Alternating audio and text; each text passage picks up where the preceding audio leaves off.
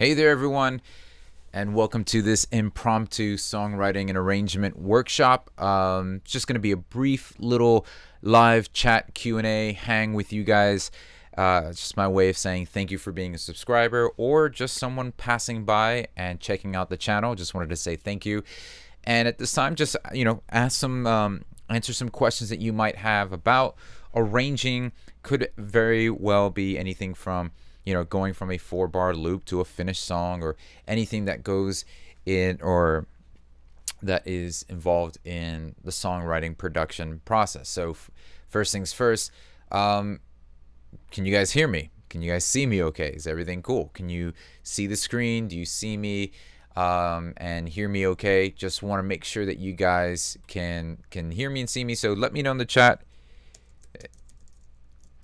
We'll just have a little time here before my next session to kind of get started. Rudy Sajan, no data. Always a pleasure to have you. William Williams, I'm working on something now. This might be what I need today. Great. I'm super excited you're on board. All right, so you guys can hear me and see me. Cool. So here's what I like to do as we're moving along. We've got Kevin Berg. Same, everything's good. Denny, Justin, Rudy, Nexilis, I think so. Make sure I'm getting that right. Okay, cool. All right, so why don't we do this? I would love to just start off with some Q&A, sandwich our first Q&A with some with a couple, with a lesson about songwriting workshop, and then we'll round off our time together with live Q&A. Does that sound good to you guys? Let me know by typing a Y in the chat and dropping a Y. If it doesn't sound good, you can also drop a no, and I don't know what we'll do instead, but if that sounds good to you guys, let me know.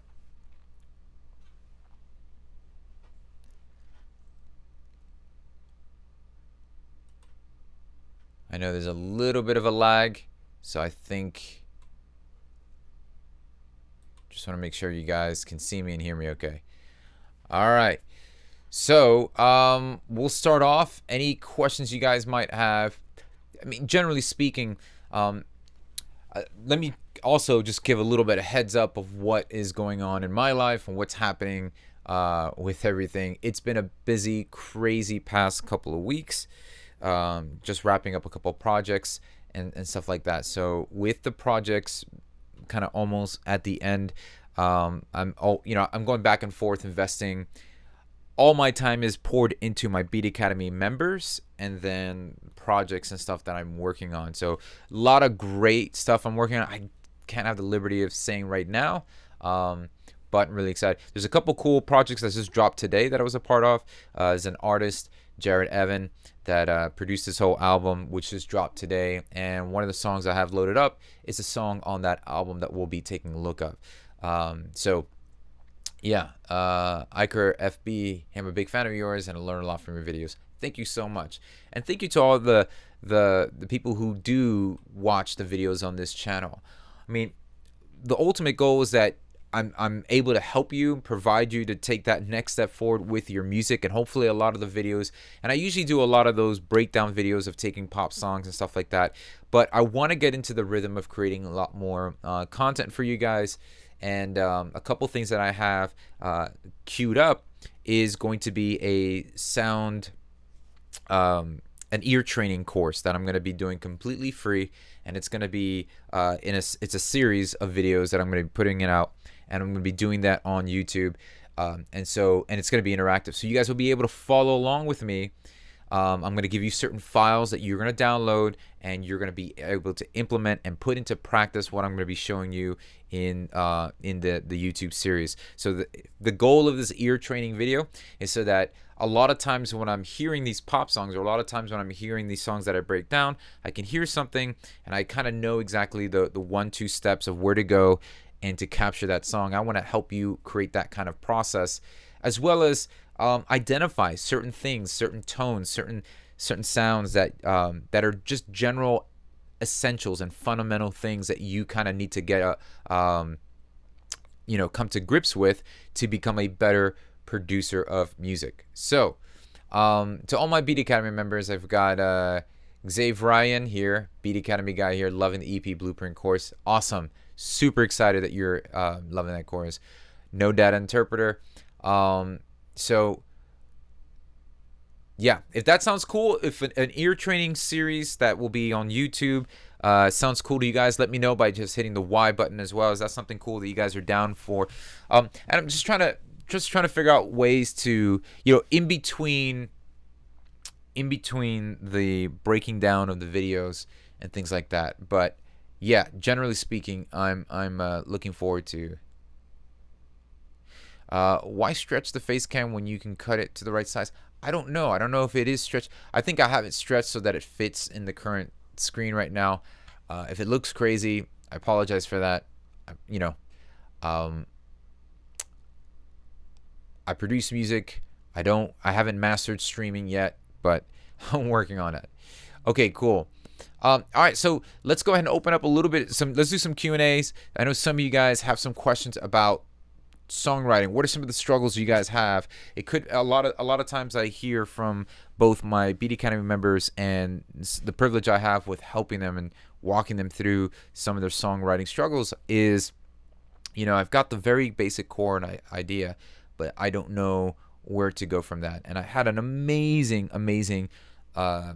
listening session yesterday. So if you're not a Beat Academy member, one thing that I do for my exclusive Beat Academy members is that we have these listening sessions that happen often. And what I do is I'm listening to Beat Academy members' music. We listen to it together as a community, and I'm giving my constructive criticism and feedback as to how they can take their next step forward with that song or how I can help them. And yesterday was an amazing session. I know we've got some members here. You guys can accredit. It was an amazing session. And there's a treasure trove of these live calls. And so one of the benefits of being a member is that when you have your music being played, I myself am listening. We're giving some feedback. And one of the main topics that we were going through yesterday was this idea of having the core elements of your song and then gauging from your core elements and how to actually flesh out an arrangement from that. So let me head over to the chat. Let me see what you guys have going on. If I want to sidechain my vocal from a reverb, but like on a channel, not on return, can we do that? All right, let me put that question on the back burner for right now, and I'll get to that if I have the time. If better melodies is my challenge. All right, we can probably tackle some melody stuff. I struggle creating contrast between sections. That's a great one. So Salul Statter, I hope I'm saying that right. Salul Satter. I struggle creating contrast between sections. So let's start with that. That would be a good place to start with in dealing with this notion of arranging and songwriting. The concept of songwriting and arrangement, or producing a song, and this is what takes you a step above than just making a beat, right? Because it's as easy as creating a free Splice account, downloading several loops, throwing them together, stretching them for about 3 minutes long, and voila, you're done. But that's not what we're talking about here. What we're talking about here is understanding how to do exactly that, creating the contrast. Great songs have tension and release. They develop these contrasts, and overall what we call is dynamic arrangements. And what I mean by dynamic arrangements is that your arrangements have peaks and valleys. They are taking the listener on a journey.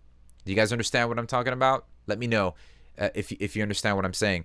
So that's what's going to separate throwing a 8-bar drum loop or trap beat and just putting an 808 on it and a simple melody loop on top of that. Now, I think what happens is, specifically in that type of genre of music, and there's nothing wrong with that. There's nothing wrong with creating trap beats and then just having somebody on it, because the most of the heavy lifting is being performed by the artist, because you can just take a simple melody loop, whether it's gross beat or all the stuff that you're doing on there, and you're adding a trap beat, could even be a loop, and you got those two together. If it works, it works. And the reason why I'm not harping on how that isn't special is because the person on the other side of the laptop doesn't even care. And I think that's something we have to understand. So whatever the end result is, the goal. And it doesn't matter if you use 2 loops to do the whole song, or you programmed every single percussion yourself, however it is, doesn't matter. But now you have to understand, how do we build that contrast? So let me get into that section there. Building contrast between sections. Think of songwriting as gravitating towards a core. All right. So for those of you who were on my Beat Academy call yesterday, I'm going to kind of review this a little bit. So let's say the core of your song, or the core of the production, and the core of your track has a specific group of elements in there. So I'm going to take Adele's new single, for example. She just released a single. It's called Go Easy on Me. And if you listen to the whole stratus of the song, the record, we've got amazing powerhouse of a vocal. I mean, she can basically sing a cookbook and it'll be fine, right? But you have a piano, bass, and just even a kick drum. Okay, so we've got vocal, piano, bass, kick drum. You follow with me? These 4 elements are the core, right? So how do you build contrast? Well, if they're all playing at the same time, you've got the whole core there enabled. And you build contrast by saying, what elements could we remove that yet still allow us to keep the song, or basically to keep the momentum, or the identity of the song there. So if we removed the piano, which is one of the elements, then we're losing a big part of the identity of the song, because we have just the vocal, bass, and drum. It can get by, but the piano, or the removing of the piano, creates that gap. Now, if we got rid of the vocal, well, we have just the instrumental, and yes, the song will go on, but obviously it doesn't have the impact because you're missing the whole melody. What if we remove the bass? Could you still have the essentials of the song? Yes. You have the vocal and you have the piano, and then you have this kick drum. Okay, so then let's remove the kick drum. Do you still have the essentials of the song? Yes. You still got the piano that's playing the majority of all the harmonic chord progressions, and then you have the vocal that's providing the main melody, right? Do you guys follow with what I'm saying? So if these 2 elements, the bass and the drums, were removed, the way you build contrast is introduce them into different parts of the song time-wise, so that you're then building contrast and developing dynamics in the arrangement. So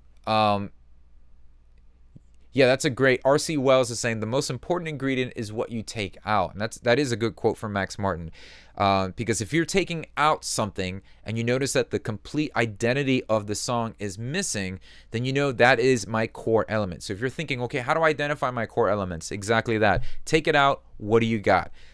Right? And so the vibe and the overall feel of what you have are the core elements of your song. So that's really important that you understand that. Then, in order to create contrast, what happens with the core group of elements, right? So when we took out the bass and the drums, I'm just going to go with those 2 elements there. In what way can we emphasize when we introduce all those elements? How do we then make it dynamic from the previous section? So I want to kind of go into my arrangement view here of this song for a little bit, and then walk you through that. But really quickly, did that make sense, everybody? Do you guys understand what I'm talking about here?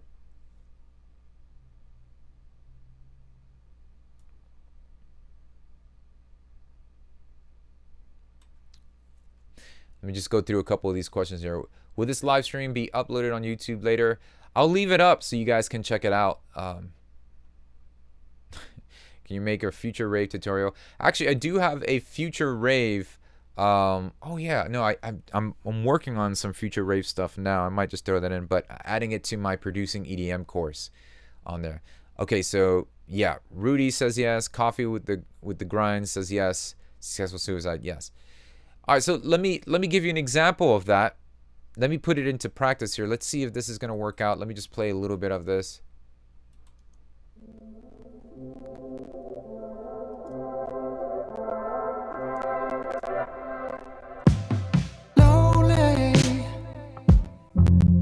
Waking up to see the moon. This session is probably going to take a dump because there's so much going on here. But let me just illustrate and kind of show you what is happening here. So I want to go to the chorus, because the chorus is going to have the main core elements of my song. And then what I take out, when I start taking things out, does it remove the identity of the song? So we have a bunch of vocals here. We have a whole bunch of vocals going on in this song here. So let's just focus on the chorus. Let's see if this will play here. And so just to give you an idea, we've got our drum section. I have my drum bus here. Solo this out. We've got a bass. All my basses are going through my bass bus. I have some guitars and then keys. And those are the elements. So let's play that.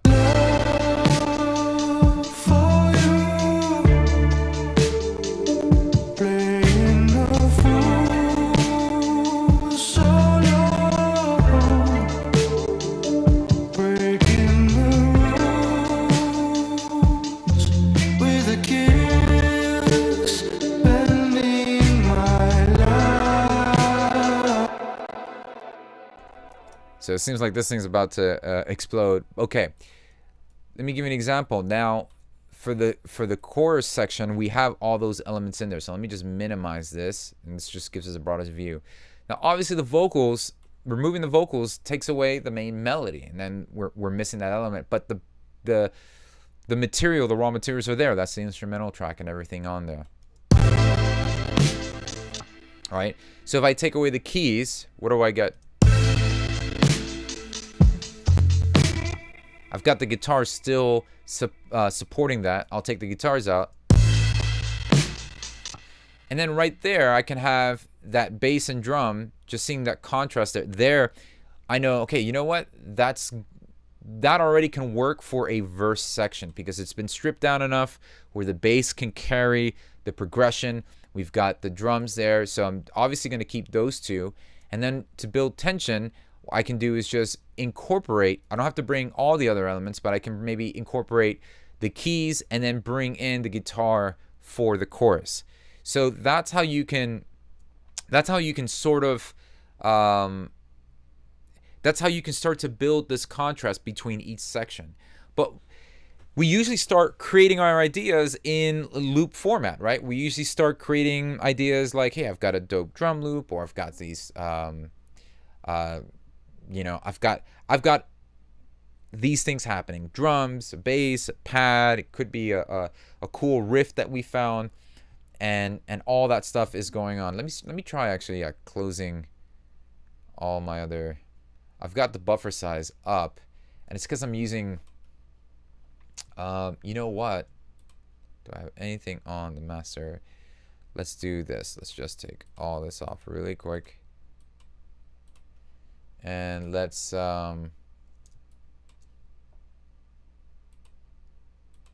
see here. Actually, let me use our CPU guide here and see which one is juicing up everybody. All right, so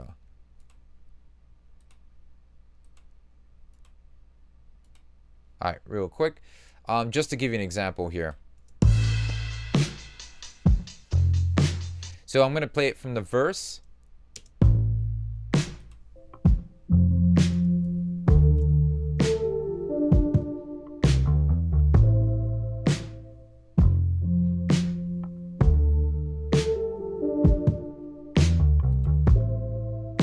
So what I've done was I've just went back to that same methodology of having my core elements, removing two of the ones that that don't take away from the essential DNA of the song, and then I'm leaving that space open for the vocals to do their thing. Lonely, waking up to see the morning light. You keep me falling, even when I'm trying to stand the rain. And then we can start to incorporate the other elements, as like the guitars, when we get to this section, and that's how you can start to build a little bit more contrast, tension, and release, and things like that. So let me head over here to the chat and see how you guys doing. Were you able to hear that? Did that make a difference? I think the audio was a little bit more clear there. Yeah, so this track is called Love Bent. The artist is Jared Evan. So I'll put it here, Jared Evan, Love Bent. And he just dropped the whole album today that I produced. So there's a bunch of stuff. You can go check this out. And I'll be doing a breakdown of this for my Beat Academy members. I'm going to walk through all the intricacies of producing this, the songwriting, everything behind it. But today we're kind of just focusing on a little bit of the songwriting arrangement aspect to it. And then having turnarounds can be a great way to add contrast as well. So it's like my heart's doing things that I'm not used. So for instance, melodically, let's go to the keys here. We have just the key section, and we have this chord progression that happens every 4 bars.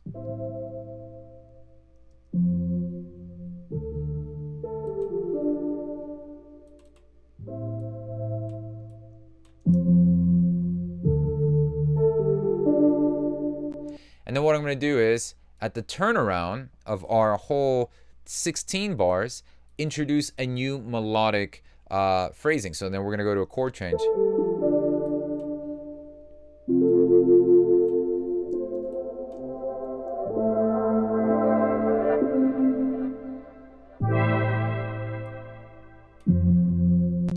So I'm having the same chords play over and over, right?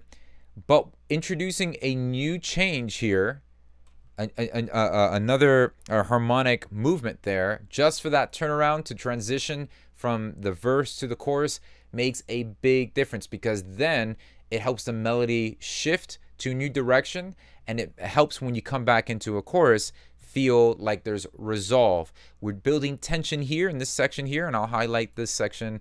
Let's give it a color so you can easily identify it. We'll put it in yellow. So here's where the turnaround happens, and then we go right back to our chord progression. So you don't have to go on a crazy maze or journey when you're trying to write your progressions and consider, I always have to be moving. I mean, that chord progression worked. The sound really played a role in giving it a distinct and unique taste to it. So I wanted to make sure that after hearing those chords for a while, introducing a new harmonic change helps it to transition into my next section. So Beat Ya Anto. Beat Ya Anto is asking, how many core elements can a song accommodate? It really is up to you. The way you can identify those core elements is that when you start to take 1 or 2 of those elements away, do you feel like the identity of the song is gone? Like, for instance, let's say at this section here, I notice that I took the keys away. And if I do that, obviously the vocal can carry a lot of the weight. But moving the bass away, now I'm stuck with the drums. So obviously the bass right now is considered a core element. But if you're doing like an EDM track, or you're doing another type of track, or even country or something like that, you would find that there's probably going to be 1 or 2 main core elements that if you remove them from the arrangement, you lose the identity. And what I mean by losing the identity is that you essentially lose the foundation of the song. So that's how you want to start doing that. Now you can start incorporating more elements around your core. Doesn't mean that your track can only have 5 or 4 things. It's that you have the core elements in there, and then everything else that you add onto those core elements become ways of building tension and release. Anything else I add on top of that. So for instance, my main thing is this key, which is I'm using the ARP 2600 V3 from Artura, and that just created this preset that just sounded amazing, and I thought it was great. And so once I did that, everything else around I just like layered for the purpose of enhancing or letting that element rise up in the mix, or rise up to build more tension. So for instance, here I have a DX7,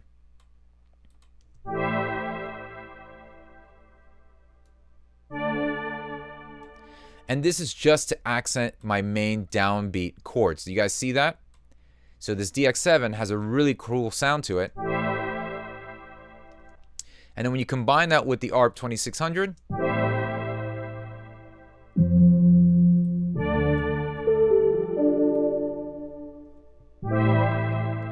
so the layers then become, so you have your core, then the layers on top of those core elements become ways to enhance those individual core elements. Does that make sense? Can you let me know in the chat if that makes sense, if you guys are following along? This is a really great way to start understanding how you can create peaks and valleys in your arrangements. And if any of you guys are feeling like you're hitting a brick wall with creating contrast or releasing tension and releasing your songs, this could be a real helpful tool for you. The dude is saying, I see each of your core elements are playing a different pattern. How do you know which patterns go together with space? I think that's an amazing question, dude. Let me go ahead. Let me just pin that question for a second, because that's a great question. How do you know when the patterns that you're creating for each individual element are working together? Think of it as a conversation. You don't really get the point of the conversation when two people are speaking at the same time. You're speaking your idea and you're sharing your idea. Then the other person is receiving that. And then the response to that, whatever it is that you're sharing, is then either understood and reciprocated, right? They're saying it back to you, or they're just giving you another response to that. So in this case, what I want to do is keep that in mind. I always kind of think of a call and response. My mindset is in twofold. There's two reasons to it. I'm either layering a sound with the same exact pattern to enhance it, to have it become more accent. It's kind of like getting a highlighter. I either highlight my bass track. So for an example, here's what I mean. Here is well, similar to the keys, right? Here's the DX7. The DX7 is my highlighter, but my ARP 2600 is my main text, and my DX7 is the highlighter that I'm using to highlight this main point. So here, look what's happening. He's only accenting the downbeat, and then here's my response. So this is my call, and this is my response, and I'm giving space for each to breathe. If I had this happening here, then it doesn't make this chord that unique or special. And it also doesn't make these chords that special. So in the absence of this chord playing every single time, it actually makes this stand out a lot more.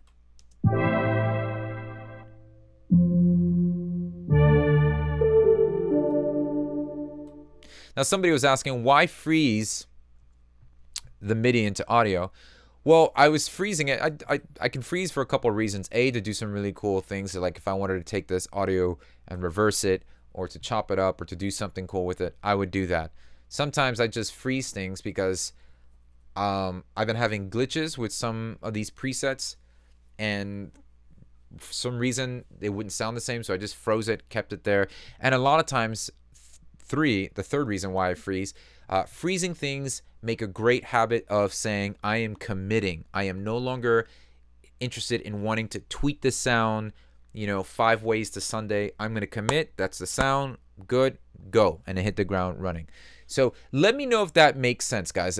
I always want to bounce this idea. I want to make sure that you guys, does that make sense there?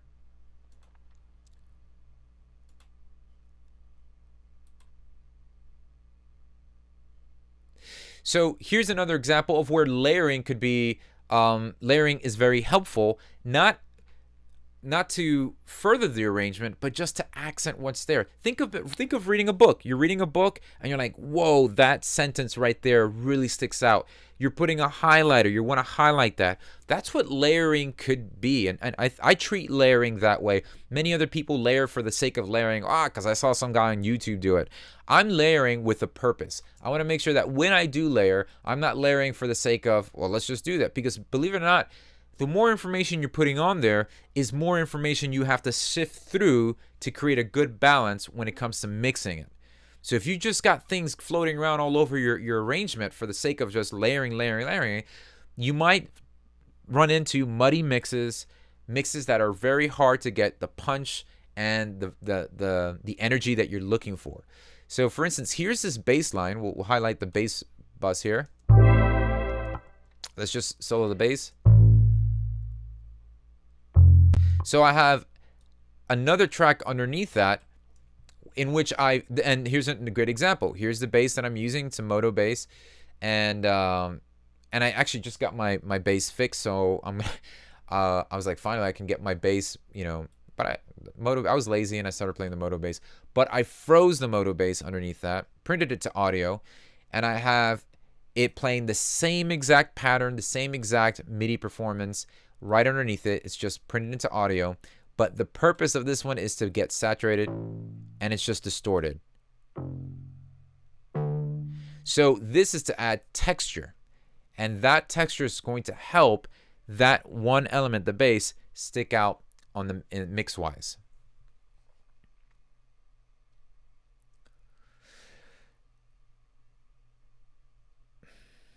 So same as asking, doesn't it lose audio quality? Are you asking, does it lose audio quality when you freeze a track? No, not at all. Just think of freezing as the same way as bouncing, when you bounce a track and when you export your track. Okay. That is a great question, Isaac. Could you share some tips for producing vocals? I would love to do that. Maybe we can do another vocal production workshop down the road. But I do have, by the way, Isaac, I want to encourage you, you definitely should check out, and if I do have any other Beat Academy members on the chat, at your own admission, if you've checked out the vocal production course I have available, I mean, I go extensive in my vocal production course. As a matter of fact, all the courses I have available at beatacademy.com, I dedicate a lot of time into it. But it's not, Beat Academy is just not a refrigerator, a cold refrigerator where you just go check out courses. My main goal of creating Beat Academy was to present professional guidance for music production. So that encompasses mentorship opportunities. So I'm usually very readily available there. And we do coaching calls regularly throughout the month to help the members with their music production. So yeah, we touch on some vocals on the channel. I'll do a couple of things there, but really there's an immense wealth of content in the vocal production course. And even if you don't want to be a member, you can just go ahead and purchase their the vocal production course. And if you don't like it, if you thought, bro, this was trash, I learned more by watching Mr. Rogers' Neighborhood, just hit my team up and I will refund you, no questions asked. I trust me, not a problem. All right. So, all right. Could you share some, let's see. So Beat Yoanto is asking, how can one utilize the octaves in creating tension and release without compromising the frequency distribution? All right. That's a good question. Let's see. How do you utilize? Now, oftentimes you'll have tracks. Something I like to do is I'll also print something to audio and then convert it an octave higher. Let me see if I'm doing that anywhere here on this. Let's see here if I got. No. Don't think I'm doing it. I think maybe with the lead vocal, there's like a low, there's a falsetto vox here. Let's see if I have this. No, that's just, that's a regular. I jumped out the window with no parachute. No way of escape, I got no plans to lose. I've been having visions of a purple sky. What did I earth this high? But gravity's calling. I can't help but falling. Okay, so here's this guitar part. And normally what you can do is you can drag a track, put it a track below, and just go a whole octave higher. And I want to set it over to complex, so it creates that it's actually going 12 semitones higher and not changing just the formats. And let's solo this.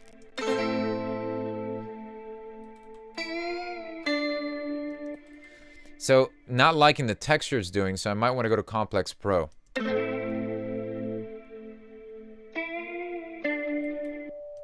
But it's just not. Oh, with that, because I don't have all of the craziness that I have on this track. So what I would do is I would print the guitar track the way it is, all the processing, and then turn it an octave higher. But I do that for moments where I want to create tension or build up tension. So I won't have that throughout the whole track. I might have that for just the pre-chorus, and then eliminate that for the chorus. You have to be careful though, because it is like you mentioned, you do have a lot of issues with the frequency distribution. So I tend to then take the higher octave or the lower octave and do some more processing. Usually I run a little bit more saturation, so I'll use an overdrive or a little bit more distortion on any tracks that I'm flipping an octave higher. Does that make sense? I think who was asking that? I think it was Yoanto. All right. That's a good moto bass sound, Gabriel Napoli. Yeah, that is the Hofner preset. I think, yeah, that's the. If you're Libby is asking, what's a good plugin for format changes, but it's free? Well, Lily, if you're using Ableton Live, honestly, the best thing is just transposing it and setting it to complex mode or complex, and that's it. That's your format changes. That's literally what you're doing here. If you're using Logic or Fruity Loops, I'm sure there's a couple there that you can use. There are a couple free ones there out there. I just don't. None of them are really coming to my mind at the moment. So.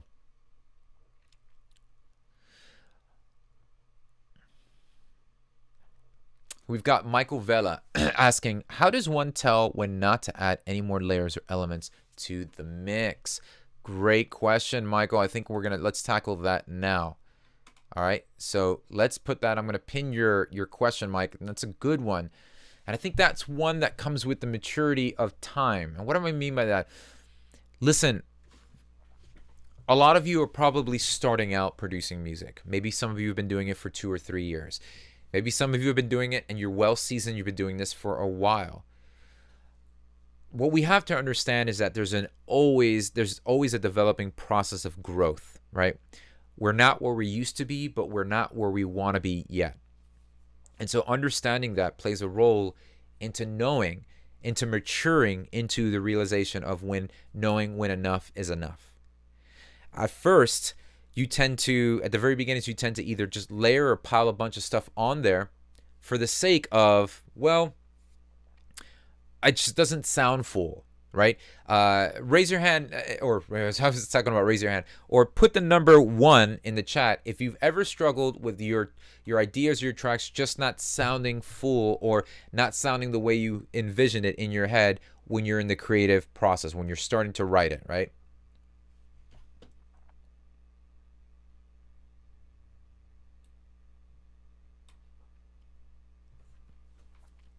It's a good question, Little Brother Records. I'll go ahead and get to that in a second. So Minkrim is saying, Rudy, yeah. So if you've ever struggled with the notion of why do my tracks don't sound full, and okay, everybody's blowing up the track, right? Okay, here's the thing. Believe it or not, it's so crazy because I can have a session here, and we can literally just have, I would say, 3 main elements. We can have the drums, the bass,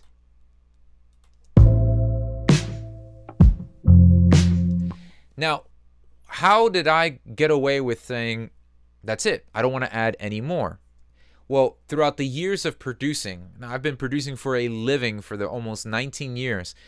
what I've decided, and what I've come to the conclusion of, is realizing the overall vibe that this is creating and the room that it's giving, because there's an end goal. I already kind of said. Now, granted, this song was written with the artist here in the room and a songwriter, so as I'm creating, it's already invoking a vibe. It's invoking an emotion. Even finding a drum loop or finding something like, ooh, that inspires. And we all do that. We all come across a drum loop or a riff, a preset, a patch, a sound, a llama farting in the background, whatever it is. It causes us to be inspired, and we start hitting the ground running with our creative ideas. What we have to, the growth is, the maturity in production comes with knowing when to say stop. And it's right at the moment, for me personally, is when I see that the artist and or songwriter, or even myself, when I start coming up with some melodic ideas where it's moving to that, I say, let me lay off the throttle, let me put these ideas down, and then see what we have there. So how does one tell when to not add any more layers or the elements? Go back to the idea that we talked about earlier about the core, the concept of the core elements. Does what you add, is what you're adding to your song, does it enhance the already identity or the DNA of the song? Or will it matter if you took that element away? So if you're adding things to the song because you're afraid that it just doesn't sound full, the problem isn't that you don't have enough sounds. The problem is you haven't had a strong core yet. Does that make sense? Let me repeat that. You're adding, the fear of not having your song sound full and adding isn't because you don't have enough elements. It's because the core elements aren't established yet. Because if you've got a piano and you've got chords and you've got a great melody on top of it, that's it, right? But then you can have other things that support those two elements. So that's an important thing to keep note of. All right, somebody was asking a question. Let me see how does this work? Okay. Little Brother Records, from your experience, how long does it usually take for someone to learn to make trap instrumentals? I think currently right now in the state of technology that we're in, it really depends on, I think there are certain people who are gifted with the natural talent of vibing and understanding the flow and how things connect well. That was always the thing when I was working with Timberlake that really impressed me, is his ear, is his heart behind knowing what works well together. He wasn't the greatest piano player on earth, or he probably doesn't know the difference on triad chords. That's fine, because he had an ear that knew that this and this worked well together, and he would put those things together and like, wow. There's just the way there's certain people that are naturally gifted in understanding what works well on the palate. People who would cook and put certain ingredients together without following a recipe kind of just know how these things are going to work together. So I say all that, I know I'm going the long way around the barn, but I'm saying all that to say that it could vary. There's not a one size that fits all when it comes to how long it should take you to finish a song. For some people, it could take 2 days. For some people, 2 hours.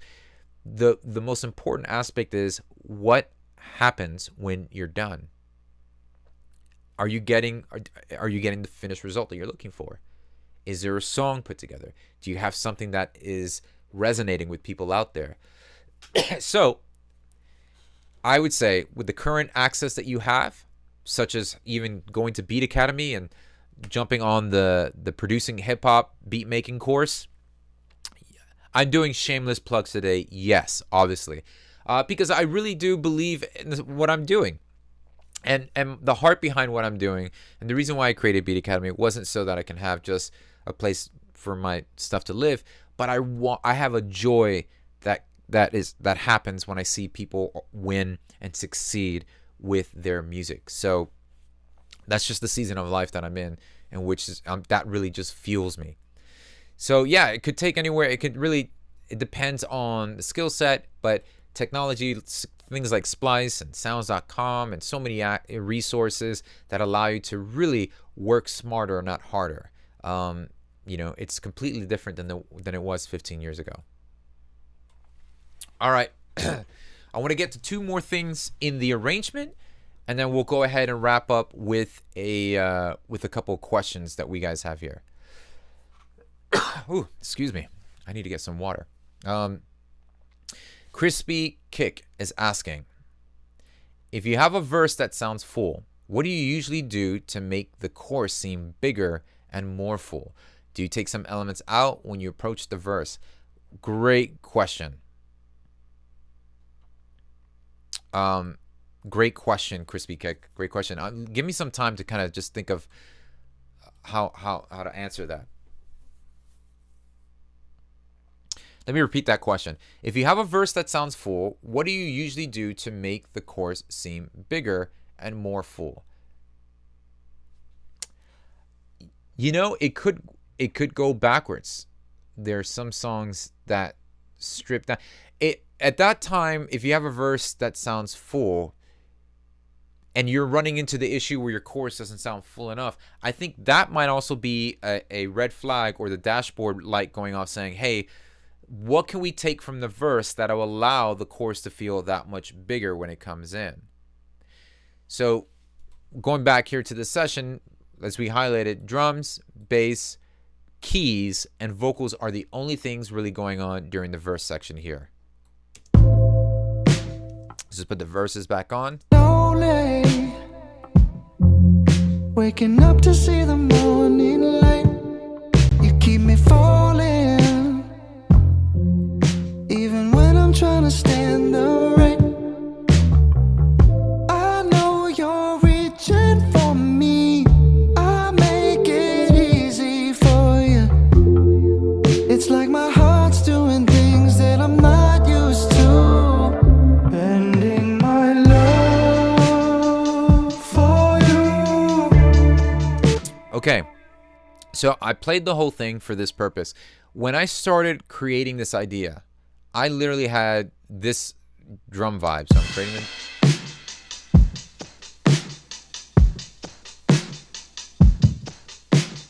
So those were my drums. I had the shaker. I had all these things going on. Right. So what I did was I had that going throughout the whole verse and chorus. I had that going throughout the whole song. So what I ended up doing was eliminating all those elements in the drums so that I would just have my main beat. No hi-hats, no nothing. And a really cool trick that I like to do sometimes to add a little bit of flutter, so that since I'm removing the hi-hat, a little cool trick I like to do would be to add some slapback delay to my drums. So here I have a really quick slapback delay.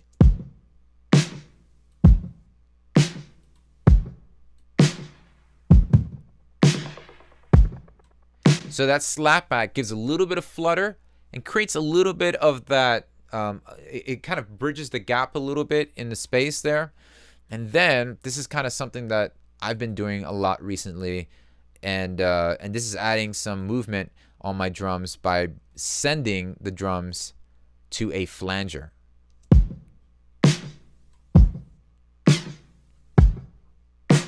I love that. I love that. It's kind of like my signature thing right now. So I'm sending the drums to a flanger. So what am I talking about here? I had the drums. I had all those elements playing, Crispy Kick. And then what I decided to do was remove those elements, those percussive elements from the drum so that they would come in. But I did have them in the verses initially. So it could be just a matter of what can I remove that I can just bring into the chorus the other way around.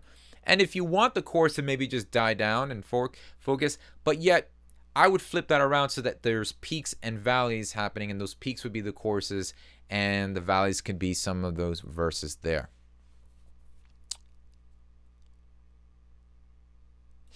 So Black Promise is asking a question about Beat Academy, which I do appreciate. Thank you for. So one question about Beat Academy: 60 to pay is only to be a member, or it's include the courses to which. Okay, so yeah, let me clarify that. So 60 is you get access to the community aspect, and you also get all the live coaching calls, which a lot of the members who are on here now can attest that a lot of growth happens from that. There's exclusive breakdowns that I do there. So there's a lot of exclusive content in there.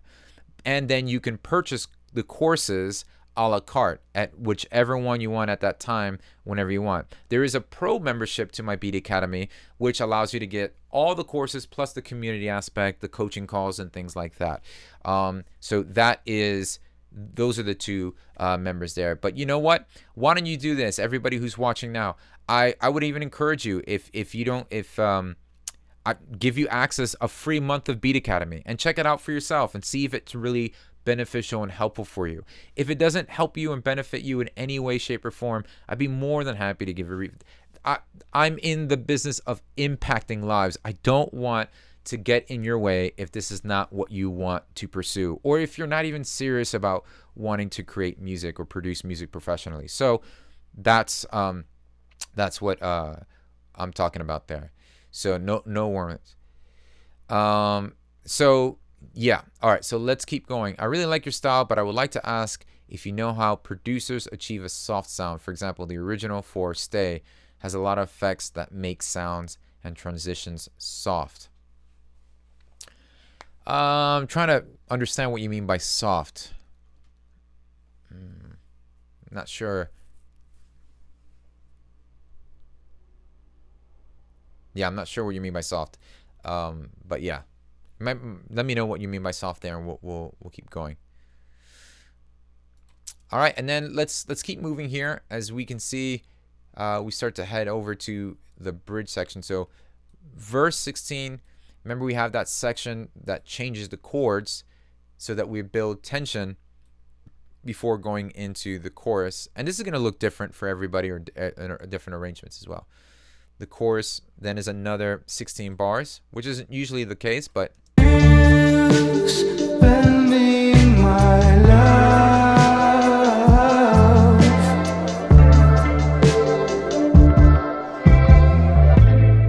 I jumped out the window. So second verse, we have somebody that's featured, that's doing their part there.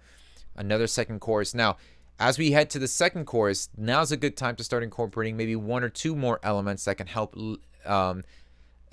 lift up the second chorus. So this is where you can probably introduce, you see how I introduce another element, which is my moog that you see behind me here.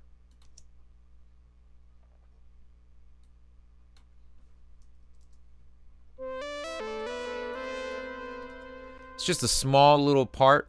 And remember, because of the nature of this song, I'm not throwing swooshes and you know, bird calls and all these things all the time, because it's all about the space. It's all about the space so that the performer, and I want the gaps. Look at the gaps that we have here.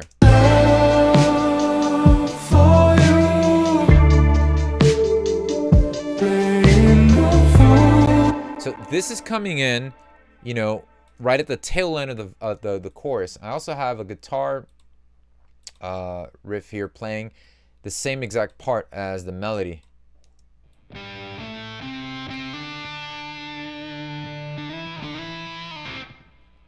And that's happening,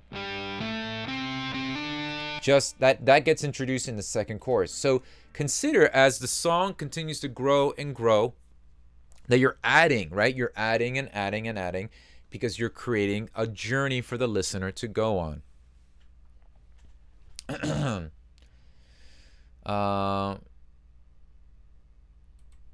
Future rave. When would the future rave be ready?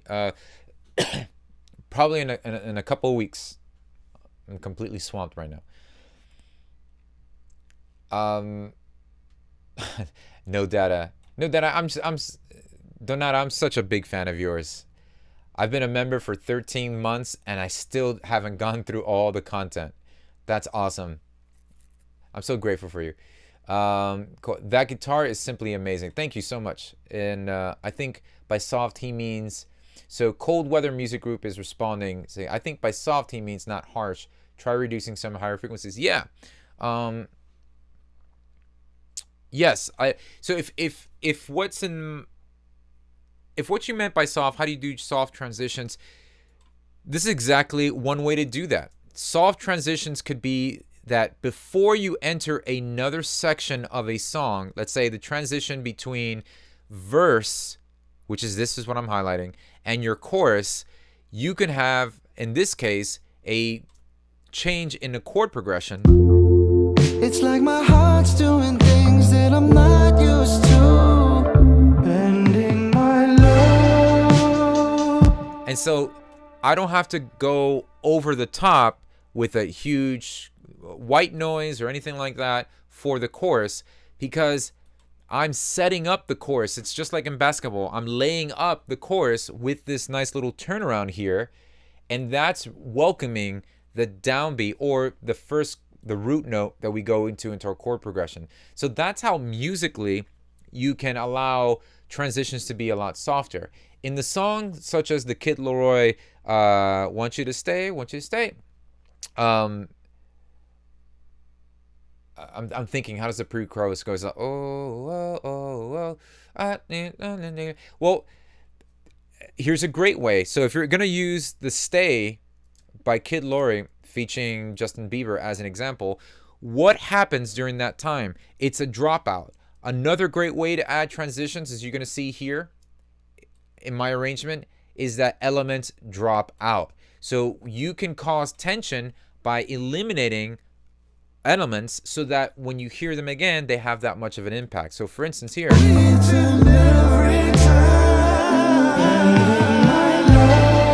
so I've got my basses out, the synths are out, everybody's out in that time except for the chorus that's got a run going on, the vocals.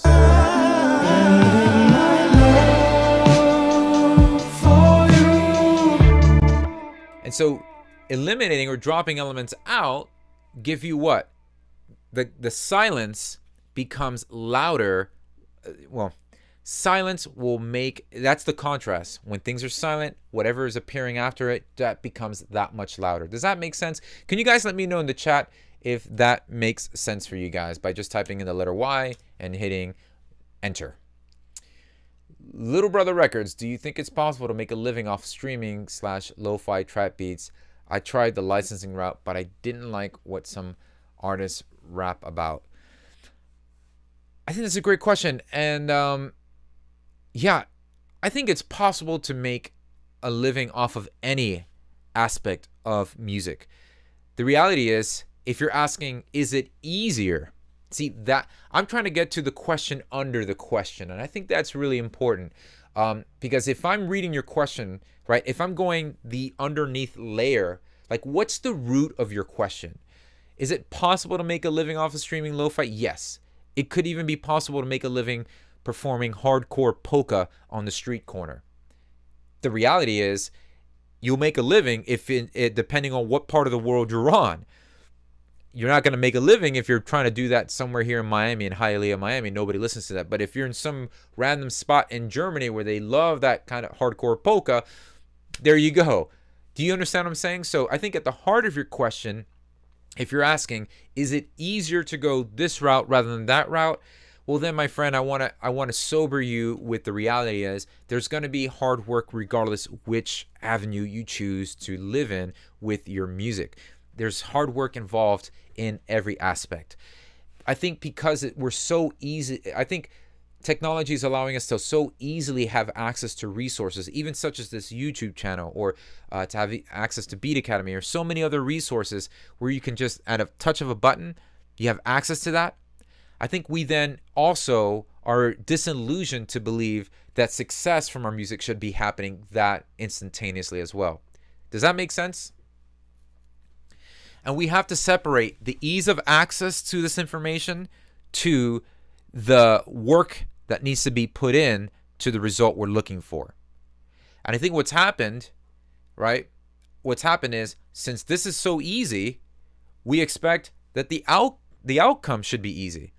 And we are disillusioned and disenfranchised, and even sometimes we just give up because it's not being so easy as the way we're consuming the knowledge. So I want to encourage you to stay at it. Yes, it is capable to make a living off the streaming thing. What I would start to do is, if you want some input on how to like grow business wise on that, man, there's a lot that we cover in Beat Academy that help you walk through how to properly create a career off of your music. I mean, we have stuff like the EP Blueprint. We have Building a Music Career course. As a matter of fact, I just created a free course. So even if you guys jump on my Beat Academy email list, there's free courses available for you guys on how to best prepare for sync licensing and things like that. So we've got guys like Danger Hands and Jimmy Douglas, Kato on the track, and a bunch of a bunch of friends of mine and colleagues in the network that chime in to give their input and to help with the mentoring that for my members. Yeah. Dabuski is asking, are you singing this? No. So this song is a song that I produced for artist Jared Evan. You know what? Let me just do that. Song title, Love Bent by Jared Evan. And I'll pin that. It just got released today. And you could, you guys can stream that, check that out. The whole album ended up producing with Jared, with the exception of like 2 songs. All right, guys, we're going to wrap this up in about 5 minutes. So let me go ahead and take some of your questions. This is primarily dealing with songwriting arrangement. So Michael Vela is asking, if you write a particular song, how do you know which vocalist will be best suited for it? Oh, that's a great question.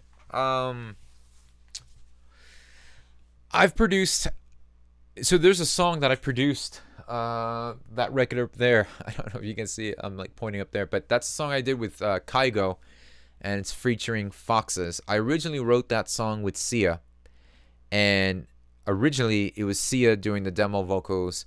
And I remember when we were going through the process with the record label to figure out who was going to be the vocalist on it, there was like Rita Ora, there was like a bunch of people that they were trying out to get vocalists on it. And there was something that was uniquely captured with the vibe when Sia did the demo vocals for it. And so Foxes just did a great job of capturing that energy. And so I think it really does come down to like, does the vocalist distract or add to the arrangement?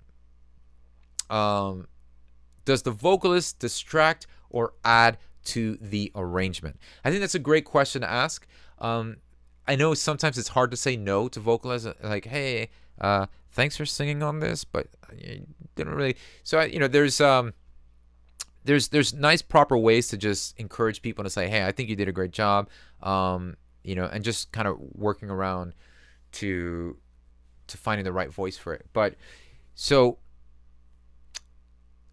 like, yeah, I think, and this is a unique type of record for Jared. His voice on this is unlike a lot of the stuff we did on the album. For you, playing the fool so long. And as we go on, I've got a couple background singers. I've got another feature here. So here's what I'm saying. We originally had this artist, Chloe, singing this, right? This was Chloe's, she was going to sing this and she was going to have this record. So let's have Chloe up and let's eliminate everybody else. Let's take Jared out. Let's take these guys out. Let's take this and this.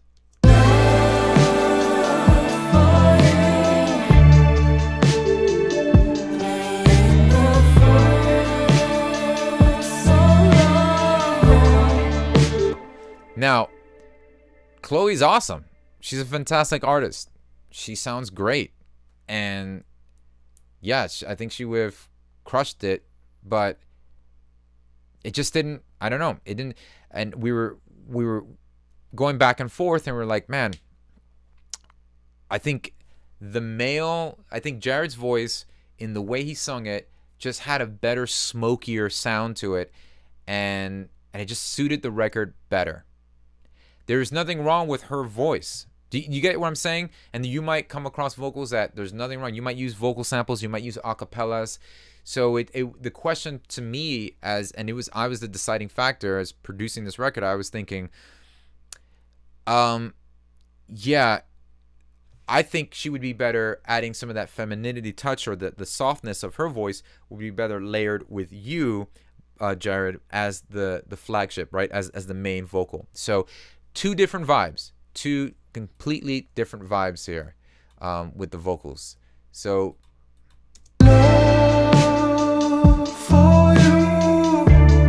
just it became more vulnerable with Jared. So yeah. Rudy Sojourn says, thanks, Ill. Going to sign up for Beat Academy today. I've been on the fence for a while, but pulling the trigger now. Go for it, Rudy. Go for it, man. And listen, if you pull the trigger and you don't like the bullets you're shooting, let me know. Email my team and we'll sort you out, okay?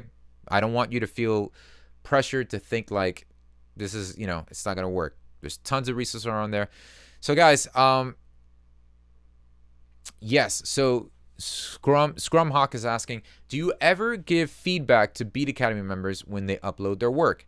Yes, as a matter of fact, if you guys dig what we're doing now, for those of you watching and chiming in on YouTube, if you like this kind of interaction, we do this monthly, not just once a month. We do this twice a month, where listeners upload their music and we are listening in real time, and I take the songs apart and I'm like, hey, at minute at 30 seconds you should change the melody here, and I'm giving construction criticism, and there is some amazing talent. As a matter of fact, during those listening sessions, people have embarked on collaborating with others because they're like, wow, that's dope, I want to work with you, that's dope. And so we're seeing so much happen throughout the course of these listening calls. So it's great. I love them. A lot of the bulk of growth from my members happens during those times.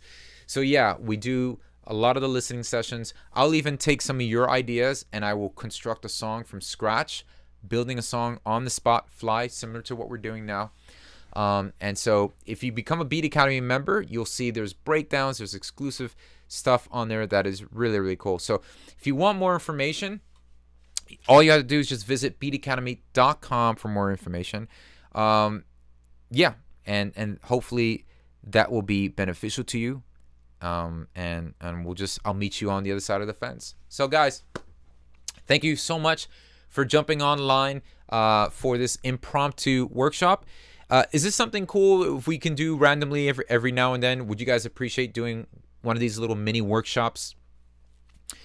I'll put a poll out there. You can let me know by saying why or no. What I'll do is I'll poll on YouTube. I'll do a poll and see what subject you would like to do on the next upcoming workshop. We can focus primarily on that.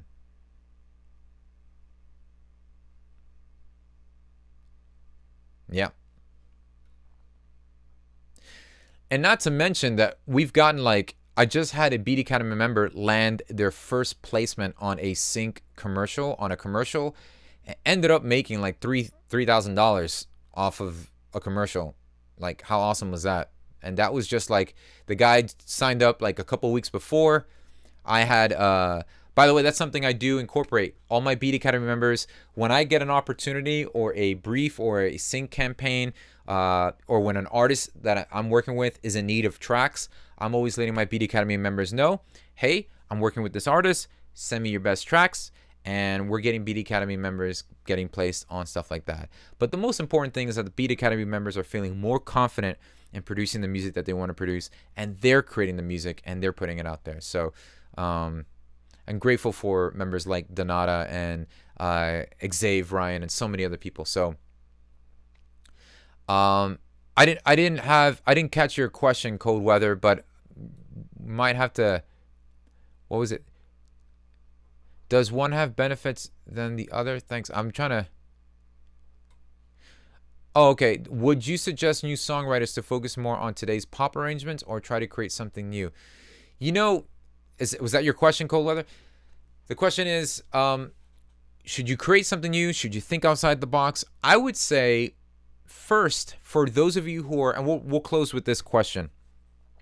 If you're just starting out in the process of songwriting, producing, arranging, I come from a pop world. I started producing EDM, drum and bass, and jungle, but very much, in the pop market. If you're starting out and you're getting your feet wet with production, I would always lean on get familiar with the DNA that a lot of people gravitate to first. Understand and get in the habit of decoding the pop arrangement. You don't need to replicate a lot of the things. You don't need to have it sounding exactly like some of your, if you like The Weeknd, you don't have to sound exactly like The Weeknd. But you should invest and create the discipline of understanding the DNA of a pop song arrangement. And if you go through my YouTube channel, you can just even take advantage of some of the breakdowns I do of pop songs. Use that as a starting point to get familiar with the arrangement. And the reason why is if you're disciplined enough to understand the DNA of a pop song arrangement, you then have the boundaries in which you know to break. If you start off thinking, well, you know what nobody else has done? Nobody else has done like a 2-bar phrase that goes into a 6/8 thing. Trust me, somebody has created it. Somebody's done it. But more importantly, you want to know what boundaries you want to be able to break before you try to just break boundaries you have no ideas exist. So become familiar with the DNA of pop songs. Become familiar with DNA of EDM track arrangements. Get familiar with the mainstream, what's down the middle of the specific genres that you're working in. And then when you know it well, when it's second nature to you, you now know the rules you could break. And that's how you start to get outside the mold. And I would recommend that for anybody who's either seasoned in producing music or just starting out, because it's going to give you the backbone into understanding how you can have the liberty and freedom to do what you're looking for. And you're going to alleviate a lot of the frustration that comes from like, I don't know where I should be going, or where should I go for my verse and my chorus. So once again, if you guys want more further in-depth like breakdown, a complete like hold your hand, I'll walk you through the whole songwriting arrangement process, you should definitely check out the songwriting arranging course at beatacademy.com. That's from A to Z. Everything is on there. So much more in depth than what we've covered today. We barely scratched the surface today. So hope that answers your question. Thank you guys so much for your time hanging with me today. We'll probably do some more of these impromptu little workshops. Definitely, if you haven't already, subscribe to the channel, but visit beatacademy.com, become a member today, because we have some amazing things happening for our members upcoming soon. So thanks guys for being awesome, and I will catch you later.